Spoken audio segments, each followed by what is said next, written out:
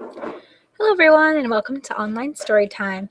We have a fun story time today. We are going to talk about moms, all the different kinds of moms there are, and we're going to read fun stories and sing a couple songs and have a good time. So if you are ready, as I am, we will go ahead and jump right in with our first story, which is called Mother, Mother, I Want Another, and it's by Maria Polushkin.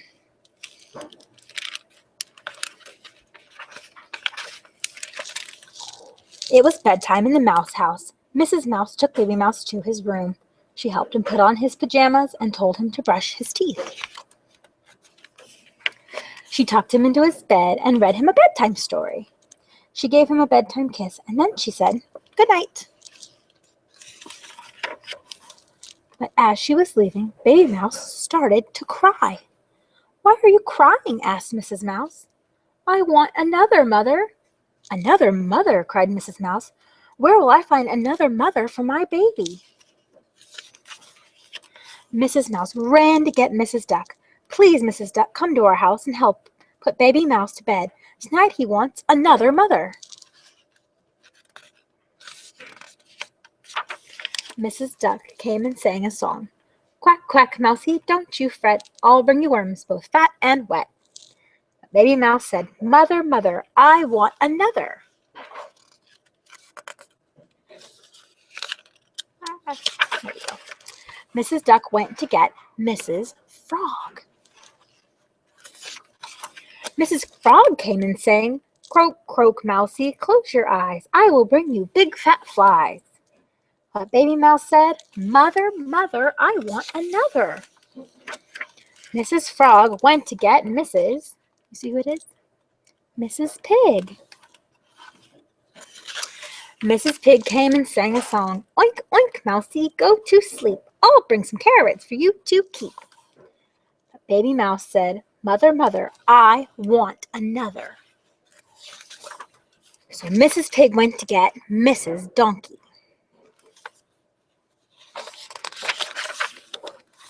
Mrs. Donkey came and sang a song. "Hee-haw, Mousie, hush-a-bye, I'll sing for you a lullaby." But Baby Mouse had had enough. "No more mothers," he shouted. "I want another kiss." Another kiss. "Really? Well now, indeed, I see." Mrs. Duck kissed Baby Mouse. Mrs. Frog kissed Baby Mouse. Mrs. Pig kissed Baby Mouse. And Mrs. Donkey kissed Baby Mouse. Then Mrs. Mouse gave Baby Mouse a drink of water. She tucked him in his blanket, and she gave him a kiss. Baby Mouse smiled. "May I have another, Mother?" "Of course," said Mrs. Mouse, and she leaned over and gave him another kiss. So that little Baby Mouse, he wanted just another kiss the whole time, but she thought he wanted another mother. Wasn't that pretty silly? She went and found all those other mothers for Baby Mouse to have. All right, our next story is about grandmas, because some grandmas are moms too. And we're going to read a story called What Grandmas Do Best. It's by Laura Numeroff. Grandmas can play hide and seek, make you a hat, and take you for a walk. Grandmas can paint with you and show you their photographs and teach you how to dance. Grandmas can take you on a picnic or show you some magic tricks and help you fly a kite.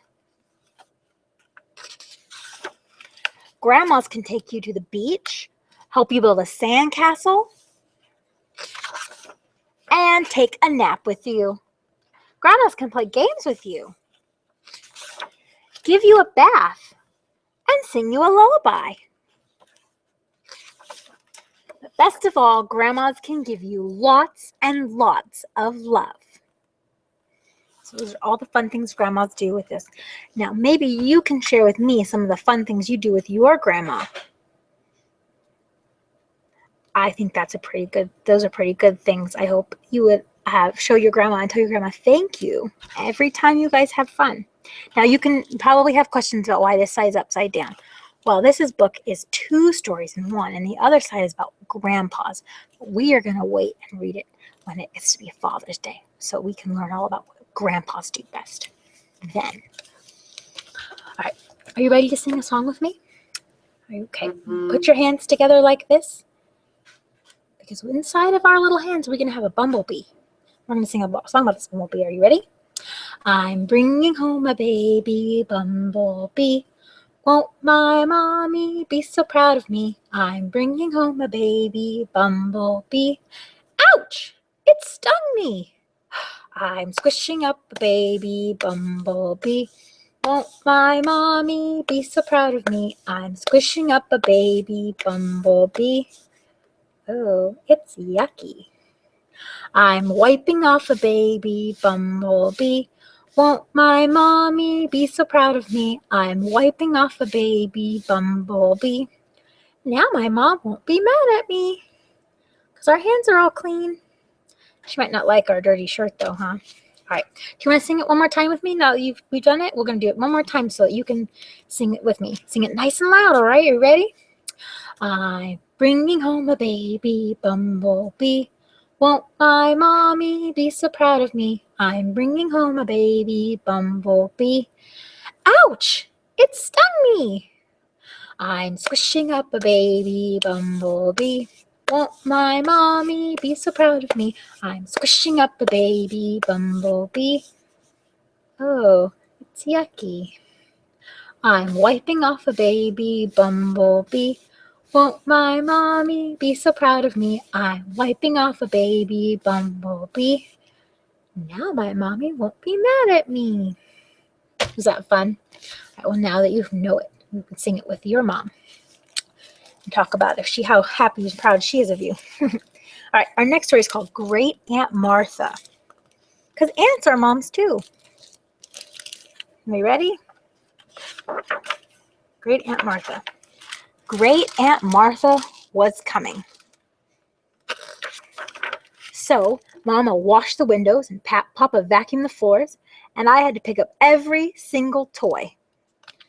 We went to the store and bought fish and carrots and spinach and prune juice. No pizza or pretzels today, Mama said, because Great Aunt Martha is coming. Papa shaved in the middle of the day, and Mama curled her hair, and I had to take a bath because Great Aunt Martha was coming. Then Great Aunt Martha came. She didn't look so great. She just looked old. She hugged Papa. She hugged Mama. She even hugged me. Is this the baby? She asked. My, how she's grown. Papa took her suitcase. Mama gave her a glass of lemonade. They all sat in the living room and talked about weather and airplanes and people I never knew. Great Aunt Martha yawned. And so did I. You must be very tired, Papa told her. Yes, Mama said, you need your rest. Great Aunt Martha sighed and went to her room.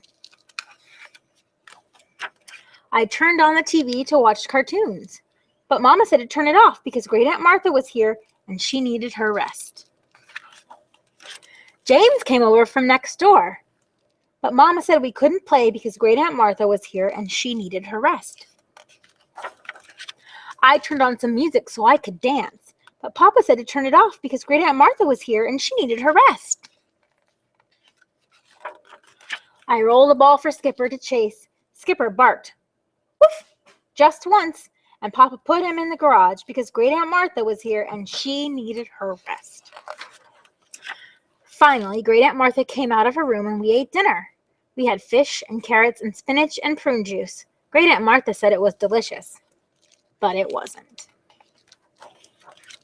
Then everyone sat down in the living room and talked about weather and airplanes and people I never knew. Great Aunt Martha yawned. And so did I. It's been a long day, Papa said. Yes, Mama said, we all need our rest. Great Aunt Martha stayed in her room a long time in the morning. I knew I couldn't turn on the TV. I knew I couldn't invite James over. I knew I couldn't dance to my music, and I knew I couldn't play with Skipper. I knew I had to be very, very quiet because Great Aunt Martha was here and she needed her rest. Then we heard a tap, tap, tap coming from Great Aunt Martha's room, and it got louder and louder and louder. We tiptoed to the door of Great Aunt Martha's room, and we opened it. Tap, tap, tap. "Be careful," Mama cried. "You'd better sit down," Papa warned, "before you fall down." There was Great Aunt Martha dancing with her cane. "This place is too quiet," she shouted. "I don't want to sit, and I don't want to talk, and I definitely do not want to rest. Let's make some noise and have some fun." So Papa turned on the music, and Mama turned on the TV, and I invited James over, and Skipper came in from the garage, and Great Aunt Martha ordered pizza. We all had a party because Great Aunt Martha was here, and she really was great. They ended up having a big old party, and poor Great Aunt Martha, she didn't need rest. She wanted to have some fun. All right, we're ready for our next story. It's called Piglet and Granny by Margaret Wilde.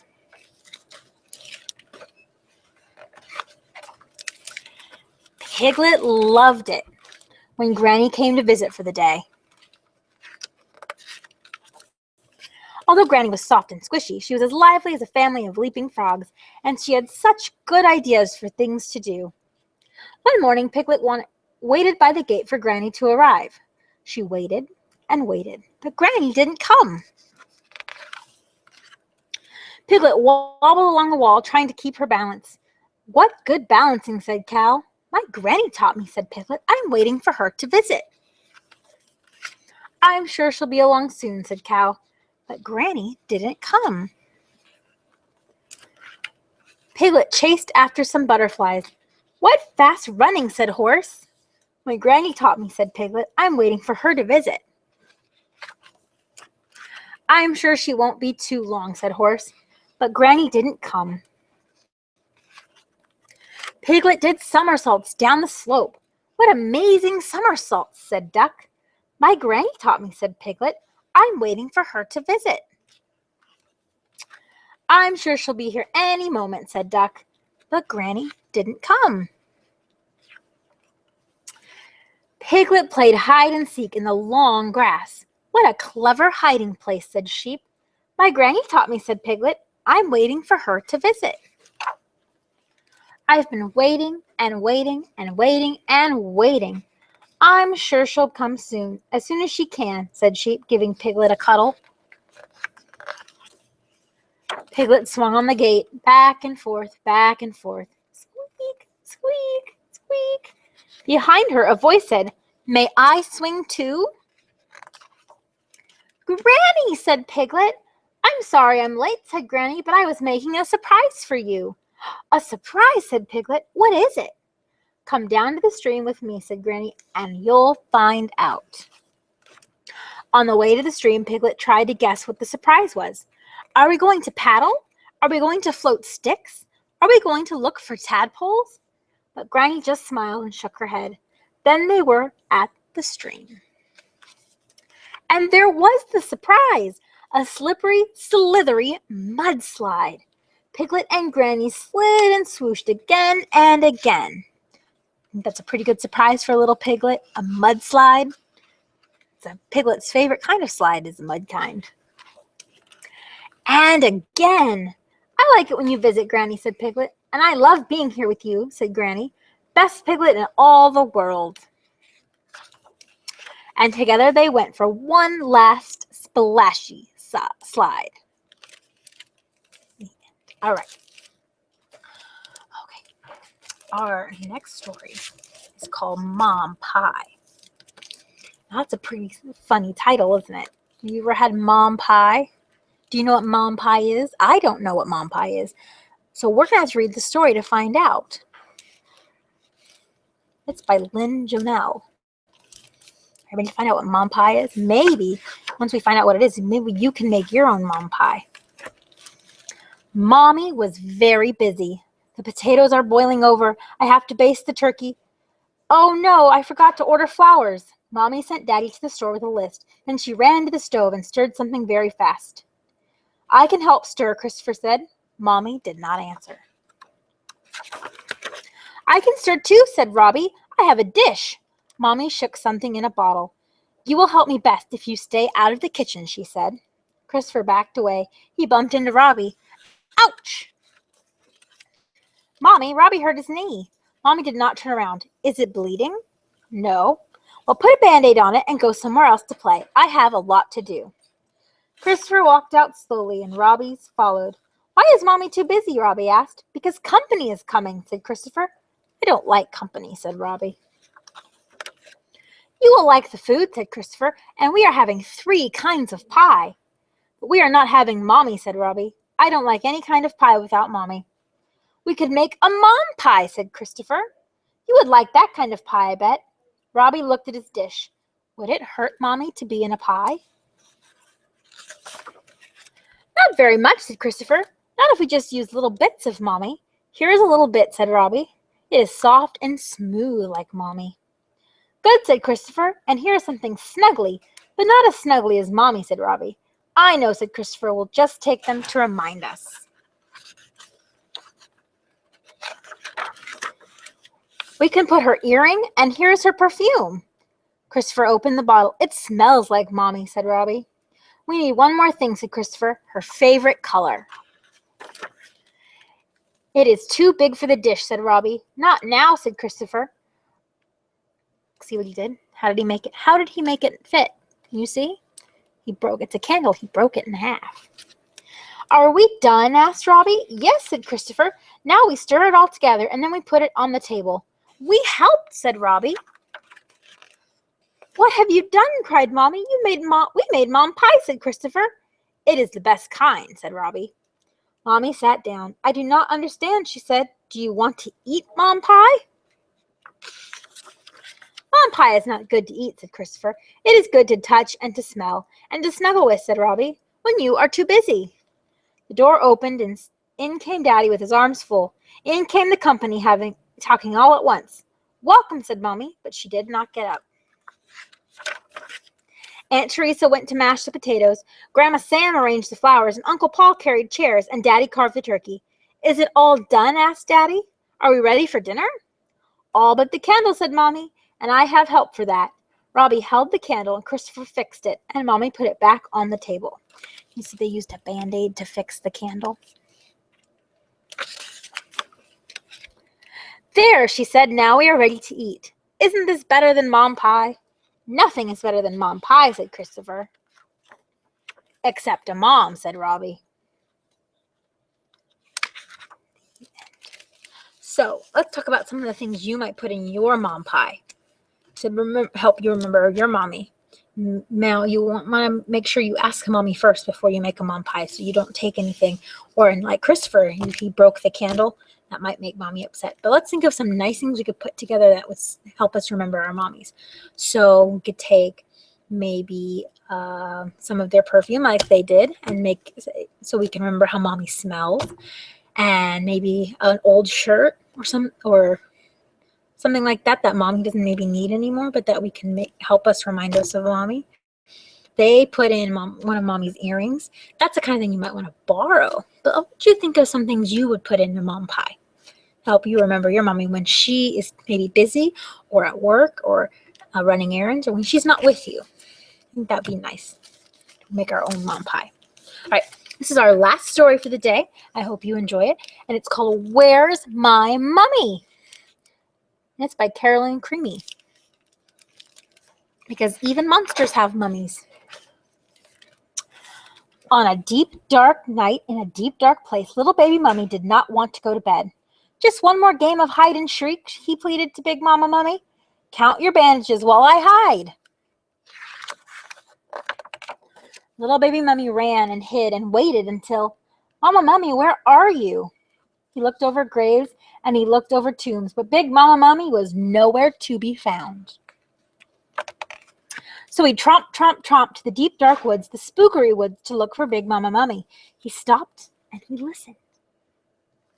Clank, clink, clank, woo, woo, woo, clink, clink, clue.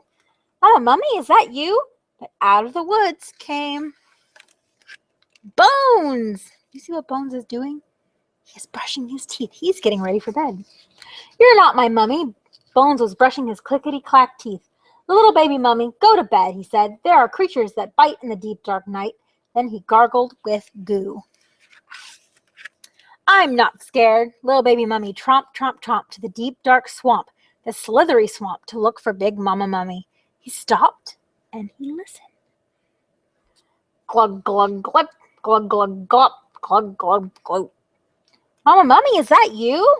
But out of the swamp slid Glob.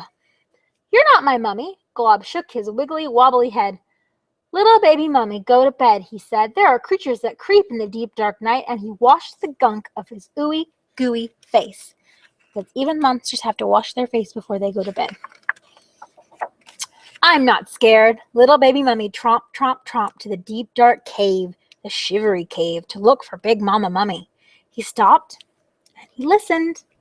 Flap, flip, flap, whap, whap, woo, flap, flip, flew. Mama mummy, is that you? But out of the cave whooshed Drac. You're not my mummy. Drac flapped his flippy, floppy wings. Little baby mummy, go to bed, he said. There are creatures that swoop in the deep, dark night. And he scrubbed his long, pointy ears. Because Dracula has to scrub his long, pointy ears before he goes to bed. And you see, he's wearing his pajamas. He's ready to go to sleep. I'm not scared, little baby mummy plunked down under a creaky, squeaky tree. Mama, mummy, where are you? He stopped and he listened. Rustle, rustle, scritch, scratch, scritch, rustle, rustle, rustle. Mama, mummy, are you there? But out of the tree popped a mouse! Help, Mama, mummy, I'm scared. He's scared of a little mouse. I'm here, cried Big Mama Mummy. Little baby mummy and Big Mama Mummy tromped back home, where they brushed and combed and gargled and scrubbed. Then Big Mama Mummy wrapped little baby mummy up tight, and he slept and he snored for the rest of the night. Wee, wee, wee, snoo, snoo, snoo, wee, wee, wee, snoo. That's how baby mummy sounds when he's sleeping. The end.